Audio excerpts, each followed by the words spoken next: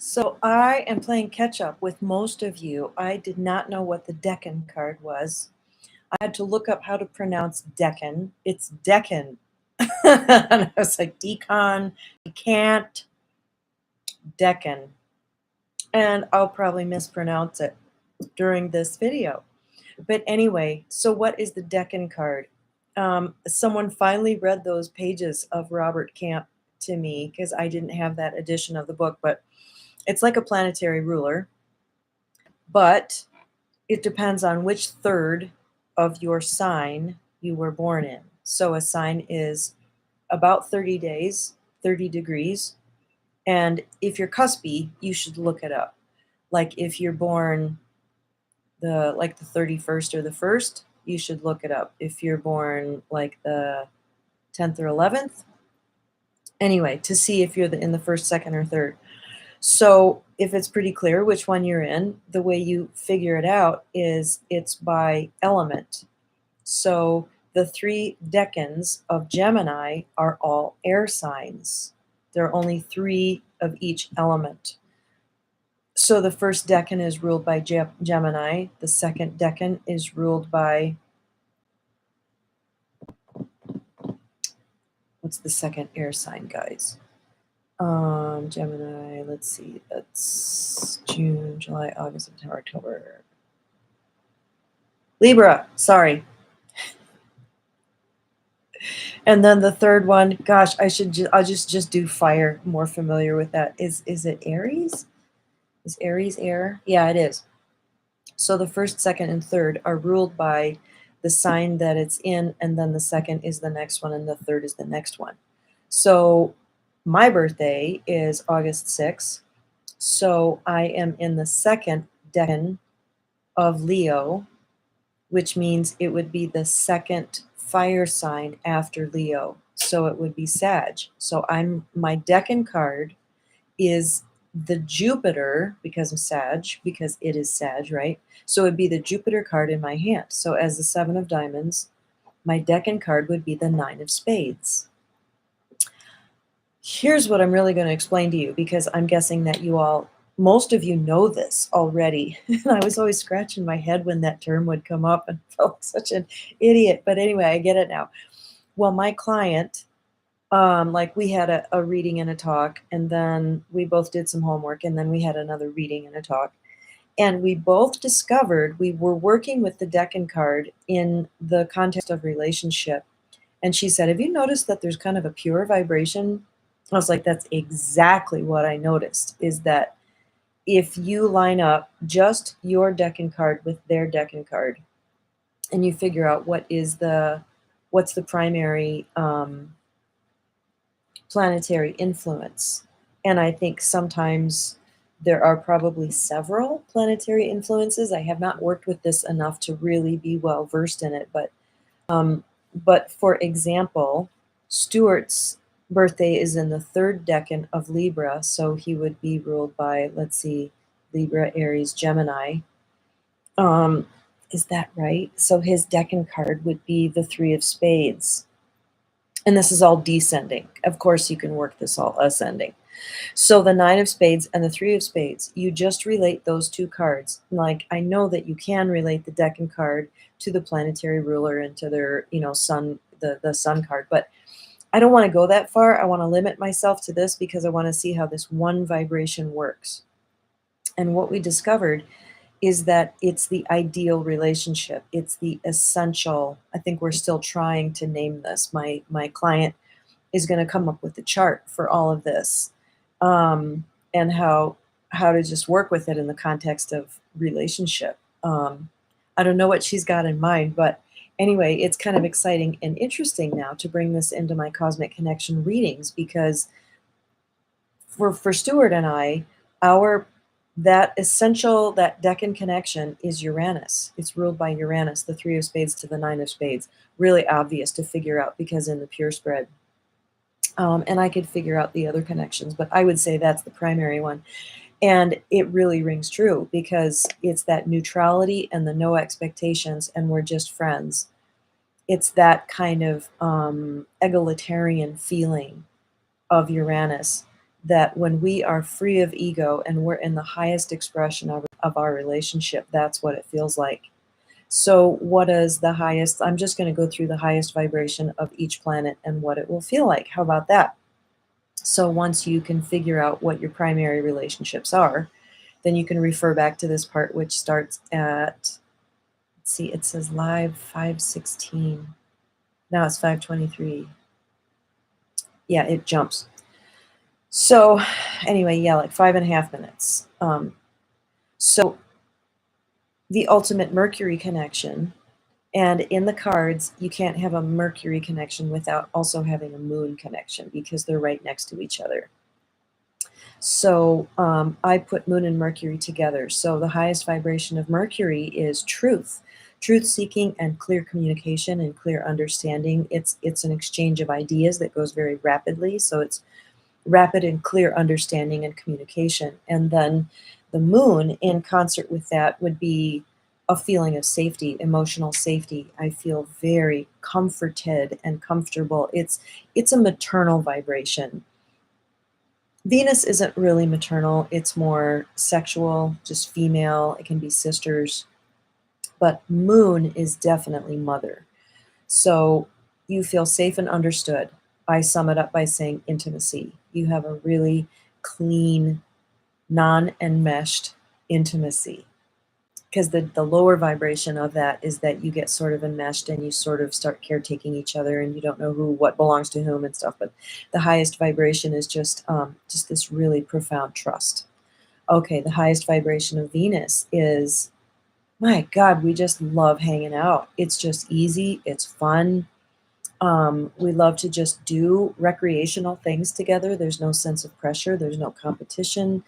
There's no worry about wasting time. We just have this pure, easy, really fun ability to just have fun together. It's the vibration of friendship. It's love. It's just pure. I just love this person. I am eager to look up my connection with my friend Julie because that's exactly, I was thinking about that. I was like, she wouldn't call me her bestie and I wouldn't call her my bestie, but our love and friendship is in this category that's just kind of, it's just love. We just adore each other. Okay, so what's the highest vibration of Mars? There is something new that came into my field about Mars, and it's chivalry.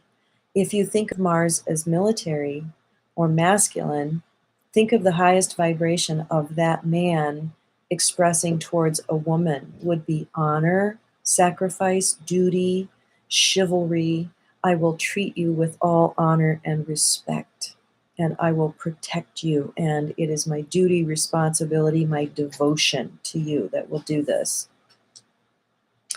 What's the highest vibration of Jupiter? It was, oh, I believe in you. I see your potential. I know you've got this. I can see who you really are in your highest expression. And you know what? This makes me realize since my Decan is ruled by Jupiter, that's how I am with everybody.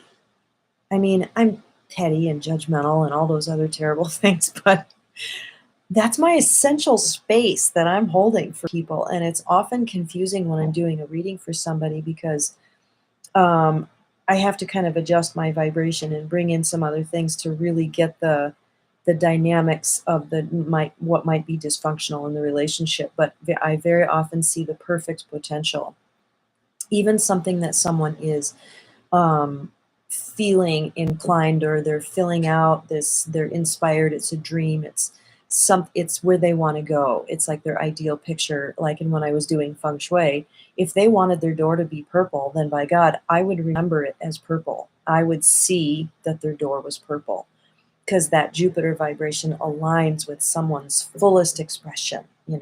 So anyway, that's something to think about is what, even if your Decan is ruled by your sun sign, it just kind of gives you permission to dig a little deeper into that. So I found a website. I can't tell you what it is, but oh yes, I can. It's right here. Decan. No, it was actually an astrology website and it was fantastic. It gave a little couple of word interpretation of um, each decan. Like if you're, Aries first decan, it gives you 3 words to sort of describe you. Oh, I don't think I'm going to find it. Anyway, I recommend looking this up. It's fascinating. Hi, Eden. I am very well. How are you doing? So consider that your decan is how you relate to the world. That's an interesting thought, isn't it? And possibly the highest vibration that you tend to take with people. Like if people have something really positive to report, or like, what do you like best about this person? Maybe it's because maybe it's connected to your decan. So anyway, yes, we're discussing decans. If you want to give me your birthday, Eden, maybe we can work that into this. I can figure that out, unless you already know your decan card. Okay, what is the ideal vibration of Saturn in connection? So the highest vibe, the ideal, perfect relationship of Saturn would be no resistance to that person being your teacher. 114. Okay, so that's the King of Diamonds, right? Okay, so that would be the third decan. Yeah, you'd be the third decan of Capricorn, so you would go to the third earth sign away from you. Hi, Madeline Kroger. That's kind of like my name. I'm Kruger. It's probably the same origin, right? Is it German? 10, 12. Anyway, so I'll come back to you. So Capricorn, January, February, March, April, May would be Taurus, and then June, July, August would be Virgo. So yours would be ruled by Virgo. I never think of that as an earth sign, but it is. So if you look in your hand as the King of Diamonds, you would look at your Virgo card, which is right next to you. It's the very first because it's ruled by Mercury, and it would be the 6 of Hearts. If you're going in the other direction, it would be the King of Hearts. So it's a heart. So that's how you relate to people and other things. This is just a kind of spontaneous discovery I made yesterday or the day before, so I'm still really working with it and discovering it, but try it out. It just really, really fits. So yeah, that 6 of Hearts is how you relate to others, how you relate to the world. It's a nurturing, caretaking, tender, sensitive, attentive. I feel a duty towards those around me to care for them. Like if someone comes over, you'll be like, would you like tea? Would you like a blanket? Just really attentive to people's needs. And another King of Hearts is not going to be so tender and sensitive. They're going to maybe be more into the king aspect of the card. Oh, isn't that interesting? It fits. Okay, so the 10, 12, let's look at Madeline's. Okay, and then we have to do the ideal connection of Uranus, Neptune, and Pluto. Ooh, that's going to be Pluto. I know what that one is already. So let me just finish the statement about Saturn. The ideal Saturn connection is you don't have any resistance to being that person's teacher and or student. My son and I have this connection. And we just figured this out last night. And I'm like, don't you feel that way? Haven't you always felt that way? Like you're just really open to learn from me. And I'm never an asshole about it. And I'm always open to learn what he has to teach me. He's 27 and he was my guide in a past life. So I have this regard for him that's a little different than your average mother and son. Although he still is shit sometimes, Anyway, but that's present in our relationship, and it's beautiful to acknowledge. It's like, wow, that's really true. So let's see, and this is a good lesson in kind of raising the vibration of whatever your planetary connections are with people. And I can give a list of all the dysfunctional traits too, but anyway, kids, right? Yeah, I just got your little emoji. I have a grand cross in my birth chart with Saturn and Moon, Mercury, and Neptune. Does that mean like they're all, I don't know astrology very well. I mean, I know some of it very well and some of it not at all. So I don't know what a grand cross is, but I'm guessing you're saying they're just kind of like, does it mean that they're opposing? Saturn, Moon, Mercury, Neptune. Yeah, sorry. I've just got no comment on that. So let's talk about about 10-12. That is the 8 of clubs. That's my daughter's card. Okay, it's a big square with an X in the middle. That's so cute. Okay, you're the 8 of clubs. You're the one card in the deck that honest to God, I will say that card is very special. It is very special. It's very unique. It's very difficult to beat. You've got your hands full, girlfriend. I complain about being about the 7 of diamonds, but man, 8 of clubs, it's a tall order. Your Saturn, my Saturn, what do you mean? The kids are your Saturn? Aren't they all? They're all here to teach us. But yeah, with my daughter, it's quite a bit stickier. I don't like learning from her. Oh, your Saturn is the 8 of clubs. Yes, which means it's your planetary ruler. Oh, isn't this amazing how this always works out? So like what I'm about to say next is going to be relevant to you both. It's crazy. Yeah, King of Diamonds are regarded in like the business world as kind of Buddhas and gurus because they got the juju. It's because they have this logical mind. They're very well suited to a business environment and the way that the world is set up, very sequential and logical and systematic and practical and pragmatic. But that 8 of clubs and the Jack of spades gives them this edge, this like the 8 of clubs, I call it the bridge card. It's the bridge between realms. It's the bridge between a lot of different things. They can see into other dimensions, as it were, and I think they have a really hard time negotiating how they feel things ought to be and how they are. Like, I think they have a lot of pain about that. I know my daughter does. I'll have to remind her of that. Okay, so let's figure out your Decan, Madeline. So the 8 of clubs, and if you're in the 3rd Decan of Libra, then you go Libra, what's the next air? Libra, Aquarius, Gemini. So you would be ruled by Gemini. So it would be Virgo again. I mean, Mercury again. Your decans are both ruled by Mercury. Isn't that interesting? So that it's like, do you look at the world? Do you relate to others in terms of, I want to understand you. I want to make sure that we understand each other. And are you really good at asking questions and reflective listening? And like, are we on the same page? Like, is understanding a big deal to you guys? In relationship, it would make you very good at that. Okay. No, Virgo is Earth, right? Okay, so I'm talking about Madeline's 8 of clubs because she's a Libra. So it would be the Gemini. Okay, so it would be Jack of spades is it's your ascending decan. The other, very analytical, very mental, interesting, and you probably try to resolve your emotions with your mind. Just feel the feelings, okay? Don't put a word to them. Just give them a color. Get in the other half of your brain. That's my advice. I'm Virgo rising, so I get it. Okay, then the 8 of clubs, the very next card is the 6 of diamonds. Why am I looking at it? I know this. So your decan would be the 6 of diamonds.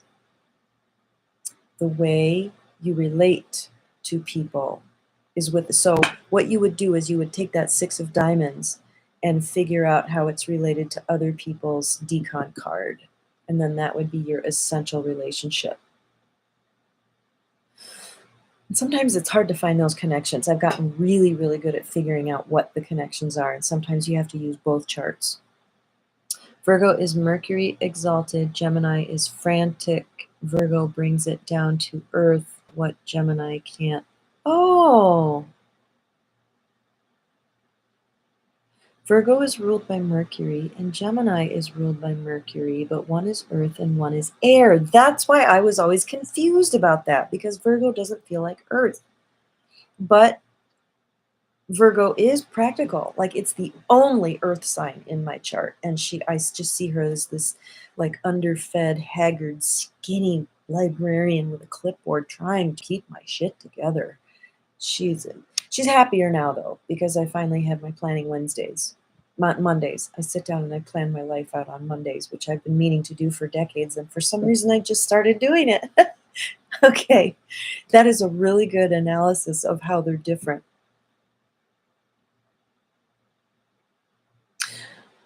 Oh, so going on with the planetary connections. I love how you're connecting. That's great. So, the ideal Uranus connection is what my husband and I have, which is that no expectations, a total neutral vibe. There's this joy in coexisting in a parallel way, like Gibran's trees that are not leaning on each other. They're just, I'm doing my thing and you're doing your thing. There's just this, like he was just in and out just now. And it's like the other planetary connections, there's like enmeshment pulling. I feel like one day I said to him, do you feel like I need something from you right now? Do you feel like I'm like asking, wanting something from you right now? And I was like, that's my Shenpa. I was listening to Pema Chodron about Shenpa. It's grasping, avoidance, and ignorance. It's the way the ego responds to people. Oh, I want you. Oh, I'm pushing you away. I don't care about you. They're like the three things. So I was like, really, I was like, oh, I have this Shenpa, like I'm grasping. But the Uranus is like, no, I'm good. Just love you where you're at. Um, your Pisces rising. So Libra, air, 8 of clubs with Pisces. I think the rising sign has a lot to do with your cards too. Like your rising sign card would be your Neptune, which would be the Ace of Diamonds. How does that figure in your life? Because I know that my rising, the Virgo, makes the 5 of Spades, my Mercury card, really important. Like, it's also, I think, what makes me kind of ADD. Anyway, Eden, I have a Saturn connection with my husband. He's an 8 of clubs. Wow. Like, how relevant is that? Okay, what's your husband's birthday? Your Libra rising. So that connects to Madeline. That's kind of interesting. So your Venus card would be the 4 of clubs. So how do you relate to that like need for logic, the tendency to think in a box? I don't think in a box and I need to sometimes. So that's not a diss. Like the 4 of clubs is like lifetime cosmic reward or something. And I'm like, sanity. Oh my God, I know what I think. I'm clear. It's logical. It all makes sense. Okay. Being able to make sense, make things make sense. So it's uncomfortable if things don't make sense for you. For me, I'm kind of okay with that. Anyway, you're okay. 1014. I dated a guy for a while, very powerful presence in my life who was 1014, 8 of clubs.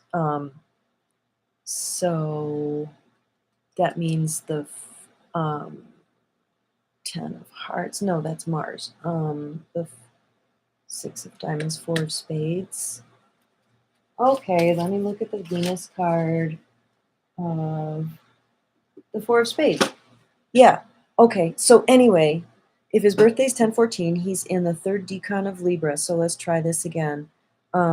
Libra, Aquarius, Gemini. So it'd be his 6 of diamonds.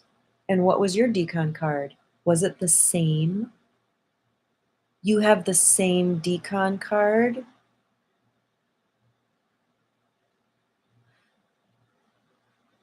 No, yours was the 4 of diamonds. No, 6 of hearts. So we would look at the 6 of hearts. Oh, now we're getting somewhere.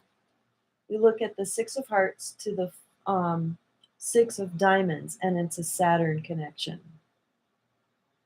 which is what you have anyway. Okay, so the fact that you have a natural Saturn connection means that it brings all the issues with it. It's like, oh my God, you're like so chopping my ass, and you're like, God damn it, like, would you just quit rubbing me the wrong way? And the fact is, they're just showing you something that you need to see about yourself. That's Saturn in the human flesh. That's how it feels. the ideal is to just lay down the defensiveness and say, wow, I learned so much from you. So there can be both. There can be that nice little breezy doorway. Yeah, it's always a mirror. It's this breezy doorway you can go through and be like, oh, honey, will you help me? I need you to teach me about this. And there moments where it's just like easy and free. Oh, Joanne, I'm sorry. I didn't mean to be ignoring you. Joanne Bell is the Eight of Clubs. Are you an Eight of Clubs? Eight of Clubs are all around you. What are you? Oh, you mean all around you, like in your life, not just in this video. That's funny. Sorry, there's something scratching me in there. Okay, so Joanne, when is your birthday? This is really fun, isn't it?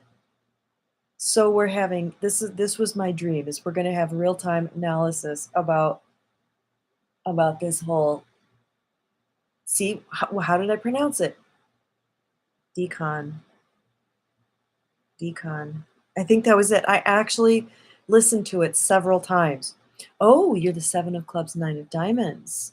Okay, so when's your birthday? Well, I can tell you that from the information you just gave me. Wait, let me figure it out. Seven of Clubs, Mercury, Venus, Mars, Jupiter. So you're a Sag.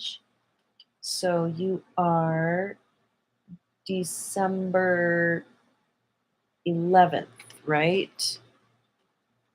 Because my daughter is December 10th. You're December 11th, which means you're right on the cusp. We don't know if you are in the second or the third decan. You would actually have to look it up and look at, you could just do like an astro.com or whatever, one of those free sites, and look up the degree of your sun. The 12th.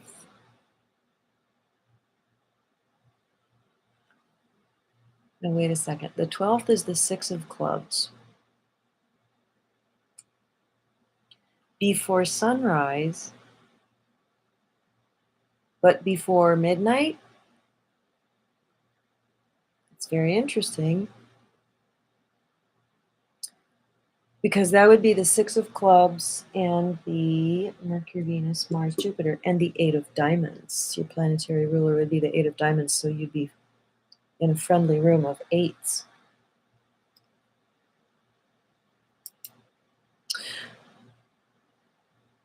Okay, so I'm keeping my progression of talking about the ideal planetary vibrational connections. So if you have the perfect Neptune connection, that would be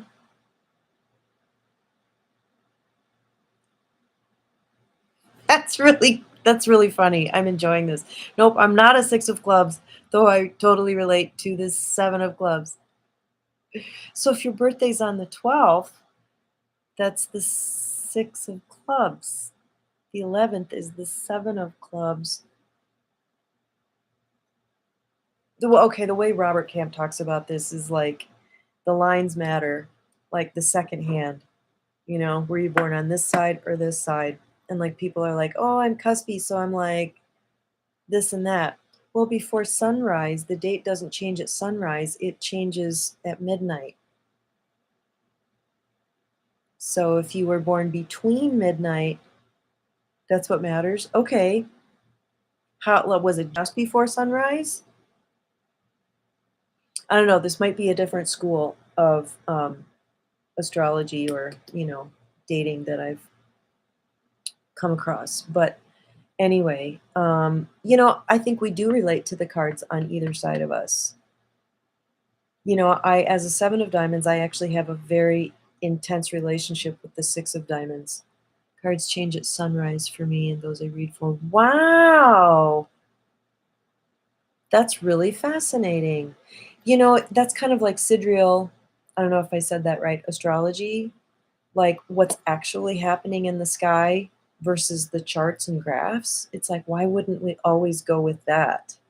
And this whole Western astrology thing it's like, wouldn't this be a distortion? So, right, the new day happens at sunrise. So I totally honor you using that. At my age, that's too much to think about. So I think I'm just going to stick with where I'm at. You have two Nine of Hearts kids and a Seven of Diamonds boyfriend. Wow. Um, well, so just to put this in there for you to think about, the 6 of clubs, they all of the cards that have a circle of 7, so this is the 7 fixed and semi-fixed cards. I call it the circle of 7. Every card that has one of those as a Saturn card, I give an honorary membership into the tangential circle of 7 because they tend to manifest tons of C7 people in their life because they're Saturn or Pluto, I've noticed too. So there's like a karma with the circle of 7. It's kind of what it feels like. So anyway, that's something to think about. But the 7 of clubs is right next to the 9 of hearts, 7 of diamonds. So you've got that tight moon, Mercury intimacy feeling. Okay. Your Decan is the 2nd, so Leo. Uh-huh. Right. The planetary ruler is the same as right. I'm a Leo, so my planetary ruler is also the 7 of diamonds. I came across a birthday that is possibly the most fixed card in the deck, the most fixed birthday in the deck. Try it out. It's July 30th. It's the Jack of Hearts. So their karma card is the Jack of Hearts, right? Because it's fixed. And their planetary ruler is the Jack of Hearts.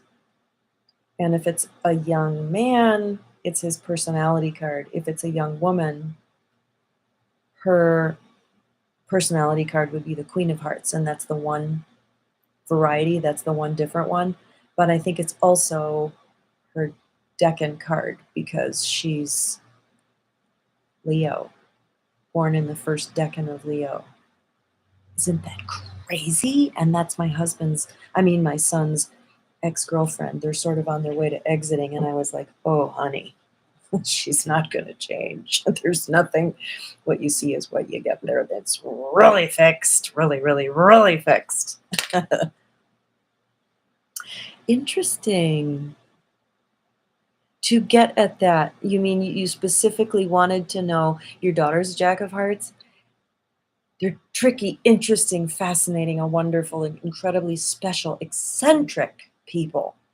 Aren't they? It's like if Jesus came in and you gave him a reading and you'd be like, whew, there's nobody like you, but dude, don't change, okay?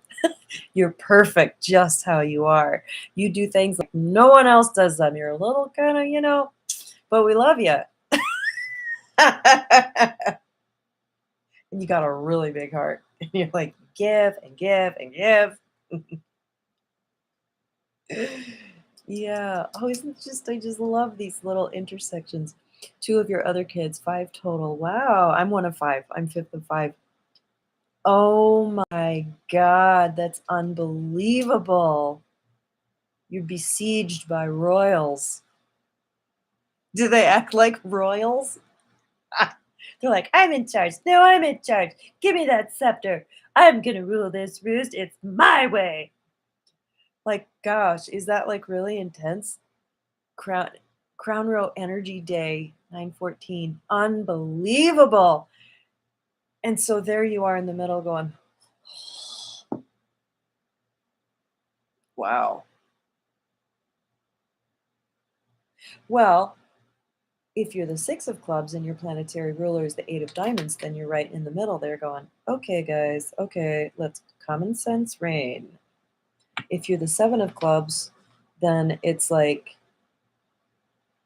your karma card is the 8 of diamonds because it sits in the house of the 8 of diamonds.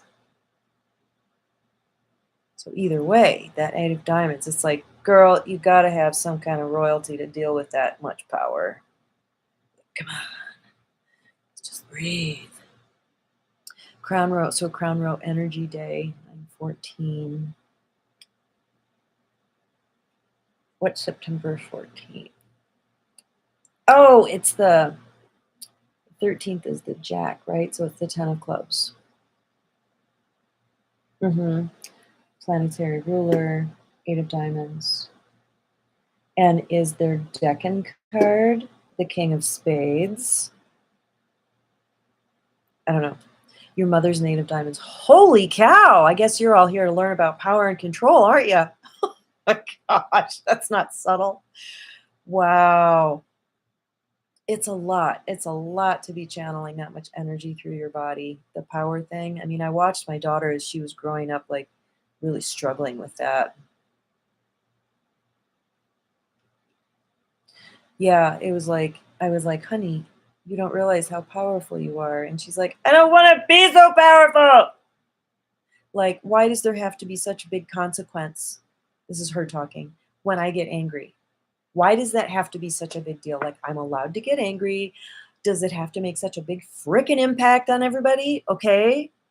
And our human design, that's a really big thing too. It's just like, man, an 8 walks into the room, and if they're not happy, it's like everyone turns into that little dog with their tail between their legs, you know, and you're like, can I just be angry? Do you have that experience? Anyhow, let's talk about the ideal energy of Neptune and then Pluto, and then I should probably go. That's okay. What are you doing? The girls are going to me, so I have to make them a snack. Snacky. Okay. The ideal energy, if any of you want to bring up like what your decon relationships are. So Joanne, you know a lot about this. What's your decon and what is your partner? Do you have a partner's decon? And the theory I'm working with is that their planetary relationship is the ideal and pure. You're able to get on that pure tone in your relationship and be sort of a little bit more free of ego, like our pure, with my decon and his decon, the 3 of spades and 9 of spades, we've got a Uranus connection, so that like no expectations place. You just do you and I'll just do me, and we'll just, you know, fly our freak flags individually, and then like, you know, that's a really good place for us. Okay, so anyway, I digress. The ideal Neptune connection is Neptune is about the ideal. It's about the dream. It's about the perfection. It's the divine perfection. It's the divine vision. We could say that it's kind of linked to the eternal child archetype. We think of them as being pie in the sky, not very grounded. They take a lot of flack in this culture because it's just the opposite of Atlantean energy. Okay, like Lemurian is like way Neptunian, and Atlantis is way Mars, you know, but Neptune, the essence of it is I hold the ideal within myself. I see it, I can feel it. So if you want to figure out who you have that Neptune connection with, you would look at your Decan card, and I would say, oh my God. It's my daughter's. Okay, no, wait. I think her decon was Mars, but it's actually her Jack of Spades, the moon card. And so when I'm in that place, we can hold this perfect vision and not get caught up in the details. But yeah, I think that's what the exalted Neptune. And anybody else have anything they want to weigh in about what the juiciest, the healthiest expression of Neptune would be? I think it would be that you could hold a vision together. It's like if a power couple came together and needed to launch some huge project, like a business or a foundation or something, they would have to be able to hold the image of the ideal really powerfully. And yes, the lower vibration gets into illusion and projections and stuff like that. But I think when you're holding a dream, the danger, the ego wants to say, I don't want you to get hurt. So fuck that dream. It's never going to happen. And I think that's where that comes from. So, you know, I would say the very basis energy of Neptune would be like nihilism, despair. Like, why try? You know, the ego has just taken that dream and crushed it into the dirt because dreams only bring you pain. That'd be my guess. I've never gone there before, but anyway, what's the ideal Pluto? the ideal Pluto connection. I have this with my friend to some extent. She's one of my besties. And she's the 6 of hearts, I'm the 7 of diamonds. And I'm like, how come there's this really great, easy connection here? Or this, it's mutually supportive. When we are in a place where we are talking about the fulfillment of our purpose, that's when we fly, literally a butterfly. So when we think of Pluto, we think of crisis, death, rebirth. We focus on the crisis and the death, right? Because it's so horrific. But the rebirth is the butterfly. That is Pluto. The rebirth self, the new creation, the potential that was always there in the DNA. So a divine Pluto connection says, I am here to help you get on track with who you really are. And there's an ability to hold that and to see each other and to really feel into that. I need to apply that more to that friendship, actually. Come to think about it, because Pluto has a power about it too, doesn't it? Even as I was talking about, I was like, oh, this isn't just Jupiter, I'm your cheerleader. It's like we mean business. It's like a martial arts mentor. It's like, I know what you're capable of. Come on, give it to me again. Give it to me with some power this time.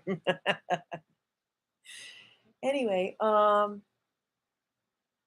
think that's where I'll end it. Thank you so much for joining me. I had so much fun with you guys. I loved this. It was Power Hour with all the eights. Okay. Well, I'll see you next time. If you like this, give it a like, give it a share. I usually don't say that, but I'm going to say it. So, anyway, you are so welcome. You're welcome. Okay. Have a wonderful evening. Bye.